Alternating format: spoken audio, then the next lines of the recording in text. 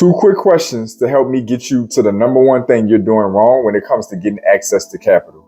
We're going to use a very simple analogy in these 2 questions. Number 1, when you make up your mind that you want to buy a home, do you go to an open house first, reach out to a realtor, or do you reach out to a lender? Which one do you do first?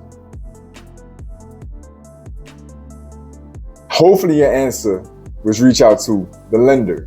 Number 2, if your answer was reach out to the lender, when do you reach out to the lender? Once you make up your mind you want to buy a home, when do you reach out to the lender? Hopefully your answer was ASAP. Even if that agenda is 1, 2, or 3 years out, hopefully your answer was as soon as possible. You see, the number one thing that you're doing wrong when it comes to mastering the game of leverage, borrowing money, access to capital, the number one thing you're doing wrong is waiting until you need the capital to get in touch with a banker or lender. It's the number one thing you're doing wrong.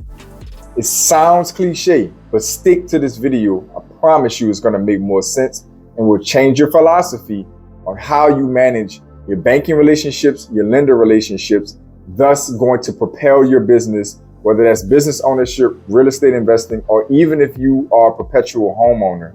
This is valuable for you. You have to understand something. Banks absolutely hate lending money out when you need it and love to lend it out when you don't. A bank is going to be highly more likely to lend you money out. Let's just say you're going in to borrow $20,000 for something.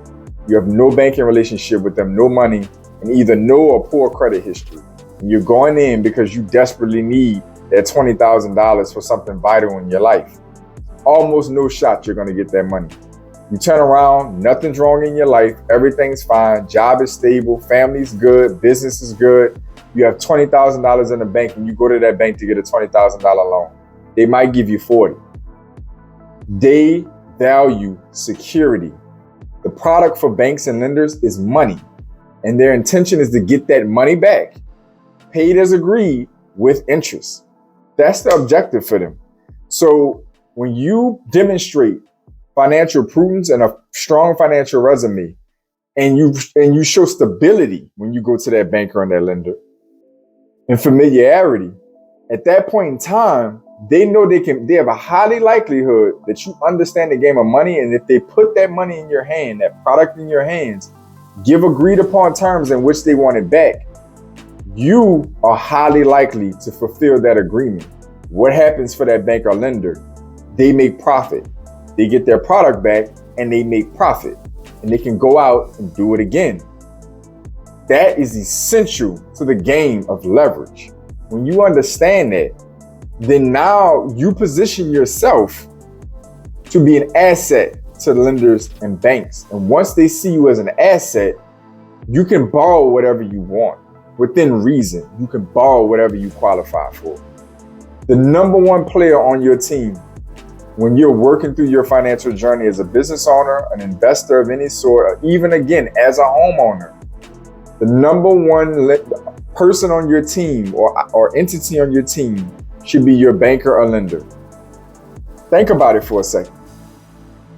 Out of all the different people on your team you would need, if you're trying to buy a home, if you're trying to start or launch or grow an existing business, if you're looking to get into real estate investing or scale up real estate investing, of all the moving parts, lawyers, marketers, virtual assistants, realtors, inspection person, appraiser, you name it, all the different construction persons, somebody to do renovations, whatever the case may be, all the different players on the team you might need. Why would a banker or a lender be the first and most prominent that you need to build a relationship with first? The obvious answer that many of you don't pay attention to or think about is because until that money changes hands to make that deal possible, that home bought, business start, launch start expanded, or real estate portfolio built, or property acquired, until that money changes hands, nothing else is in motion. Absolutely nothing. There's nothing else for anybody else to do until that idea becomes tangible. And it becomes tangible when money is exchanged. You need access to capital before anything else can go into motion. And many of you get all these other moving parts going and don't have the money. You might even use your own money to get it off the ground, but you don't have the money to keep it going. It makes no sense. If you stop and think about what I'm telling you in this video, it makes absolutely no sense to function that way. When you think about the way I'm laying it out for you. You need to prioritize the access to capital to bring life to any idea, whether that's, again, primary home ownership, business ownership, real estate investing, anything of the sort. You need access to capital. That should be your founding pillar. You need access to that relationship with a banker or lender ASAP. I mean ASAP. Even if your idea is many months or even years out, you should start that rapport yesterday. Because the sooner they become familiar, the sooner you develop that relationship and demonstrate financial prudence, that you're great with your own finances and own money and you're in great position, and they see that, the more eager they're going to be to lend you that money out when you don't even need it yet. At that point in time, you don't have to worry about any emergencies, rainy days, nor any big ideas or big opportunities coming along and you desperately grasping for capital. Trying to build a relationship from scratch, go to a lender and try to convince them they don't know you, and try to convince them to give you some, significant amount of money for whatever it is your dream or your idea is. Cold turkey. You need that relationship first. And this video is intended to demonstrate to you that this is the number one thing. When you look at the environment the Federal Reserve has put in place, from the policies that got us in this mess with inflation to the policies to now tame and fight inflation. When you look at how the Federal Reserve and the federal government have staged the economy we are in now, making it that much harder for many of you who are not already in the door or properly situated to get access to capital. Now I hope you can understand from the context of this video why you need to start a relationship ASAP. Because as I've mentioned in several videos in recent times, it's not a drought for everybody. Banks and lenders are still pumping out product, money, credit. It's still flowing. It's just not going to the unfamiliar and the unfit. Because in times of uncertainty, we still have to keep the doors open, lights on. We still have to keep profits. But we can't take the same risk. So what does that mean? I'm gonna work with the people I know, I'm familiar with, or who are coming to me brand new and have the right financial profile. They have strong financials, great credit, low debts, access to capital, steady income. I'm gonna take a chance on them because they have built their financial portfolio up over years to get where they are right now.